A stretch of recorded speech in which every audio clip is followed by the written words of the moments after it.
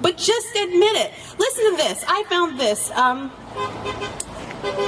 Tim Gross-Close, he has a book called Left Turns, How the Liberal Media Bias in America.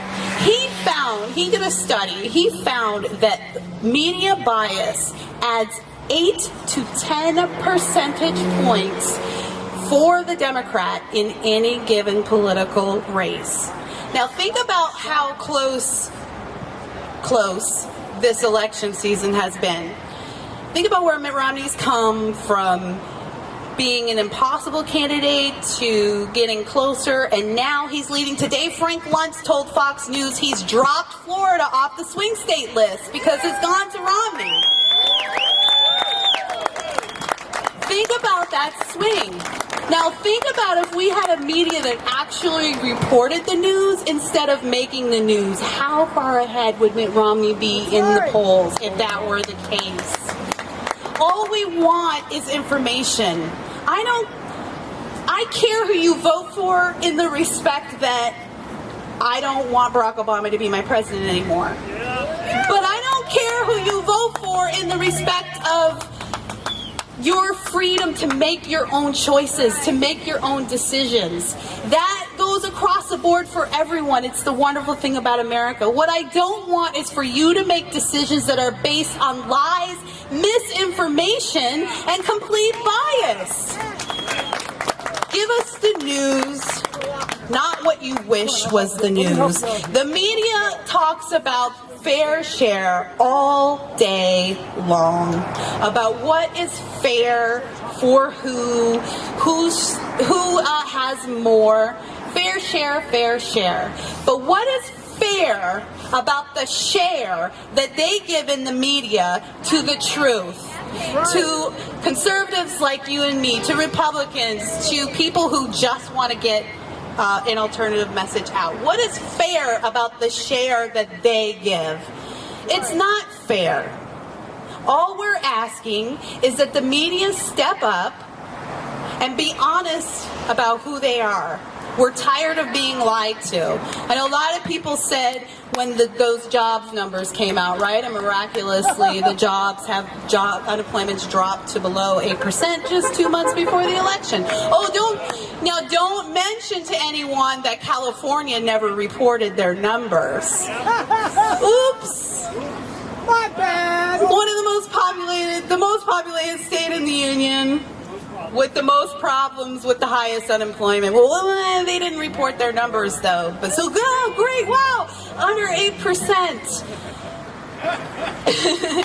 Now, a lot of lefty pundits, I'm thinking about Roland Martin now on CNN, were upset with some people like me. Well, they say, you know, Kira, you're just, look at you. Here's some good news and all you can do is complain. The jobs are finally coming back, we're finally in a recovery, and yet you only have bad things to say.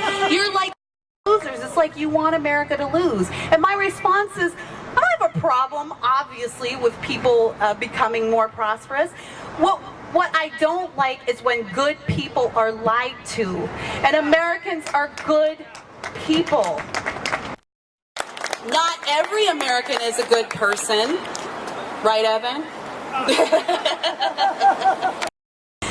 But America is a good country and has done a lot of good in this world, and yet if you listen to the media, we're the cause of all the problems in this world, but we're not. We're the bastion of freedom in this world. This is where good people come to be better. And that's all we want. We don't need the media to be fighting our battles for us. We don't need the media to be making our decisions for us, but somehow they are. And so this is my challenge to the people who are wondering, what are we doing out here? What are those crazy people doing? Think for yourselves. Don't turn on the it's lazy. Don't turn on the evening news. Hear what who even does the evening news anymore? I don't even turn on the evening news. Scott Kelly. Hear what or Brian Williams says, and then say, oh, look, I'm informed. Do your own research. It's such a hard sell, though, right? It's a hard sell. It's so much easier to just be a headline reader. Read the headlines of the New York Times and say, oh, look at this evil Republican. Well, New York Times said they're evil. It's so easy to turn on a debate and hear Candy Crowley, interject on behalf of Obama, and tell Romney, oh, well, actually, you're wrong, and then just walk away from that and be done. Well, my suspicions were confirmed. Candy Crowley told me Romney was lying right there in the middle of the debate. And then, 30 minutes later, she's backtracking and retracting. Actually, Mitt Romney was right. But it's too late. The lazy people have already got their headline. And so it's a hard sell. It's why freedom is such a hard sell. It's why freedom is such a slow burn. It's easier to ask people to make decisions for you. Now, in the end, it's not easier. We know that. It brings pain and destruction and real unfairness. But in the short term, it's easier to sit back and ask people to think for you and make the decisions for you. It's harder to look somebody in the face and tell you that your life will be better when you're productive, when you're doing your due diligence. Your life will be better when you're working towards a goal. Your life will be filled with problems and failures. Your life will also be filled with solutions and rewards and victories. But they all go hand in hand. It's a hard sell. And that's the issue, right? It doesn't sell in the media. Because media is entertainment, and they're going to do what sells. And you know what? As a black conservative, I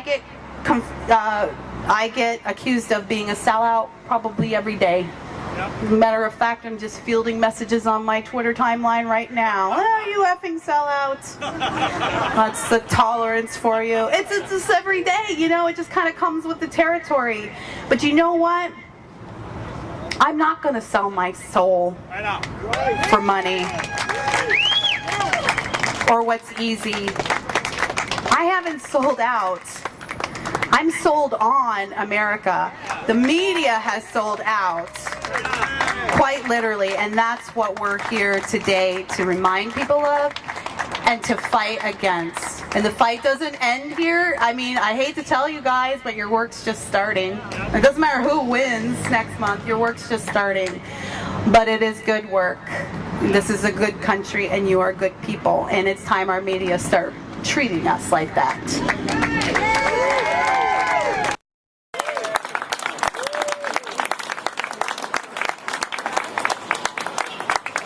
Two things that I'm going to bring up the next speaker.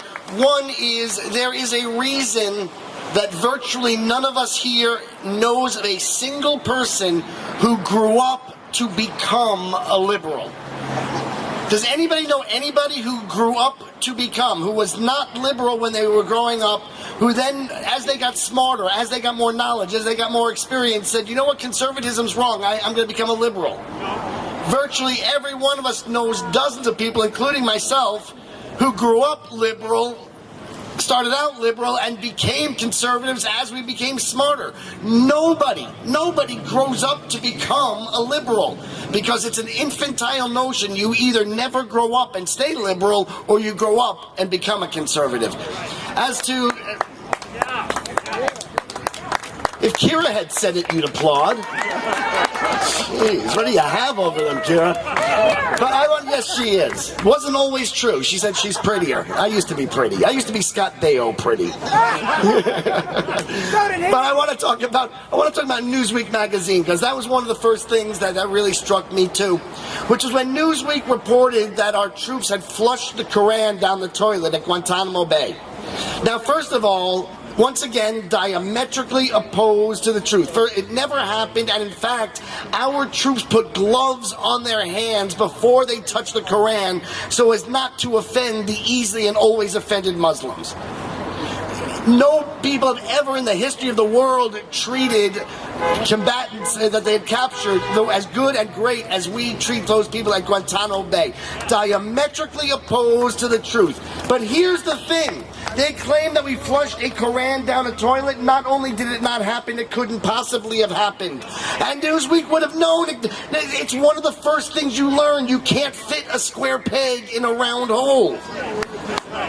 So not only was it a lie, and by the way, Newsweek ultimately was forced to admit it was a lie. There's no question any longer that they outright lied about it. But it was a lie that was diametrically opposed to the truth, always to the benefit of the evil and against the good. I'm honored to bring up the next speaker for this evening, and I'm a little nervous because it's a name that I'm going to have difficulty pronouncing, so please forgive me. Nasrin Mohammadi? Yes. Mohammadi, I can do that. Mohammadi. Nasrin Mohammadi is an Iranian-born political and human rights activist. She has a bachelor's degree in both literature and journalism, who is currently working on her master's in journalism. She started her activities in human rights when she was a student in Iran in the late 1990s. Wow. Yeah. After the Iranian student movement demonstration in 1999, she went to Germany. In 2004, came to the United States, which she now feels like is her home. Nasrin has recently completed a book. Well, that's funny, I have too. She recently completed a book based on her late brother Akbar's prison diary called Ideas and Lashes, about his imprisonment for human rights causes in Iran, which is about to be published. She continues to work for these causes using her numerous government and human rights official contacts in Europe and the United States. And if these people over here think that somehow their rights have been infringed upon, listen to this woman's story.